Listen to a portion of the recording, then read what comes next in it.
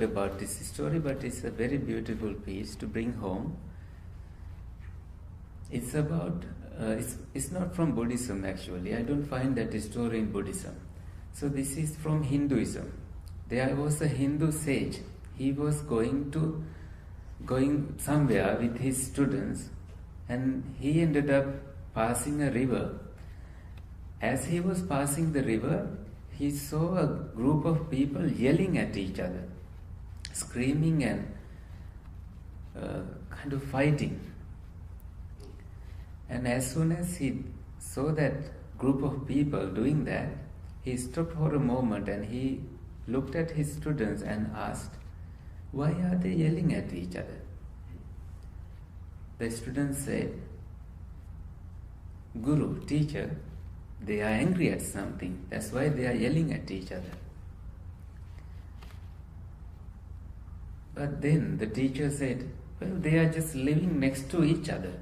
They don't have to yell. They can just tell whatever they want. Why do they have to yell so we also hear it?" And the students forced for a while to think, actually what is really happening here? Of course, they are right next to each other. They are just raising their voice, but they could have spoken in a very slow way. And the teacher knew that the students were thinking, that didn't have the answer in them. And the teacher said, when you yell at someone, when you have anger towards someone, you have a very great distance between hearts. So in order for the other person to hear your voice, you raise your voice. You think that the other person is very far away from you, which is why you raise your voice and say things in a loud voice. What happens when you love someone? You sit very tight. You don't even talk, but you know what the other person is thinking. That is how close you are. Your voice is very soft and beautiful. You know every single movement that the other person is going to make. And sometimes the best piece of this is that when your hearts have gone too far, sometimes it's very difficult for you to find your way back to the heart of the other person. That is when you have to live with so much negative emotions all throughout your life. Losing the best friend, losing the best husband, losing the best friend, companion you had in your life. Even children and parents have that distance in their lives. Just because their hearts are distanced, they don't know how to get back. So please love each other in such a way that you find your way back home. Because nothing is gonna last forever. Whatever you do has to be the best thing you are doing right now in the world, and making that thing to be the happiest thing that you had to do in your life. Because if you get into find the best loving person in your world, you will soon find faults in that person. You have that nature, the fault-finding mind. Please cut that off. Accept the good things of the person and find peace. You know the 3 rings that you go through when you are going through a marriage? Do you? I think you know. What are the 3 rings? Yes, engagement ring. Yeah. The second one? The wedding ring. Yeah. The third one? Yeah, suffering. That happens.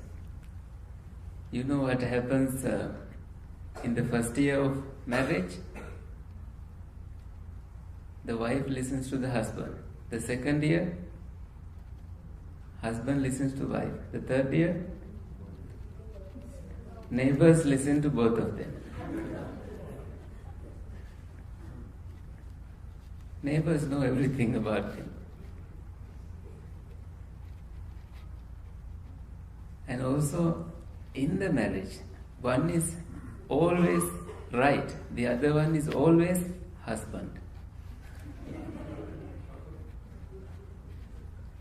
Or vice versa, I don't know. Depends on your family. And if you really find the best person to live with in your life, you will not be happy just because that person is too perfect. That's also becoming a problem for you. So even the perfection doesn't satisfy you.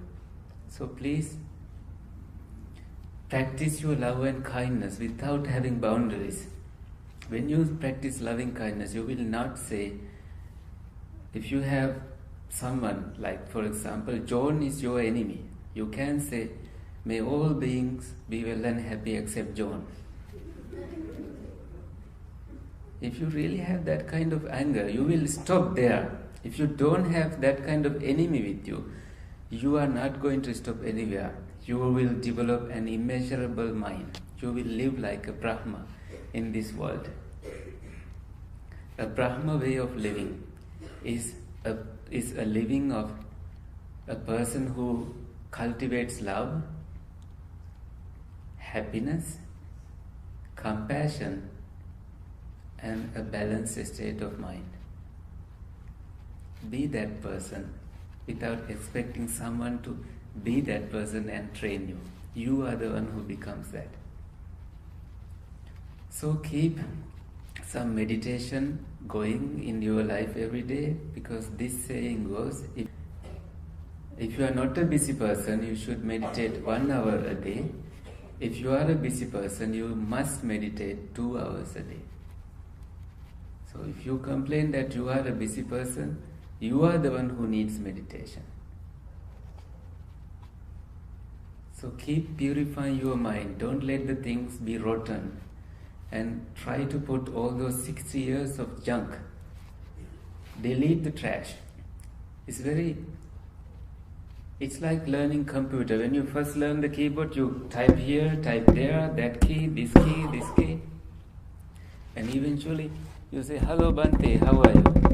That's how you go. You don't have to even look at it. Meditation is the same thing. You just learn it and you keep going. It never stops. Even the Buddha meditated after enlightenment. Why did he do that? He didn't have to. Every day he did his meditation. He had that perfect balance and he maintained it. He knew how to maintain it. He was giving his immeasurable love and compassion to the world every day. For that he had to close his eyes and have his own time. He practiced that. So in order to be awakened people, you will be practicing your meditation the best possible way you can, and you will find happiness and peace. You are the one who is responsible. Nobody else is. Okay, thank you for listening and happy meditation. May all your Dharma wishes come true. Sadhu, sadhu, sadhu. We may also pass merits to the deities who protect this Vihara and who protect our families. May all the deities, heavenly beings, be happy for the good deeds we do, good thoughts we do, good practices we do. May they all find happiness and may they all protect us in all walks of our lives. May we also be protected and may all our merits be seen and be rejoiced by the deities in heavenly existences. Akasattha ca bhummattha deva naga mahiddhika punyantang anumoditva chirang rakhantu loka sasanam. Akasattha ca bhummattha deva naga mahiddhika Punyantang anumoditva chirang rakhantu dhamma desanam Akasattha ca bummattha devanaga mahiddika Punyantang anumoditva chirang rakhantu te mang sada Ittavata ca ammehi sambhatang punya sampadang Sabbe deva anumodantu sabba sampatti siddhya Sabbe bhuta anumodantu sabba sampatti siddhya Sabbe satta anumodantu sabba sampatti siddhya. May the triple gem bless you. Sadhu, sadhu, sadhu.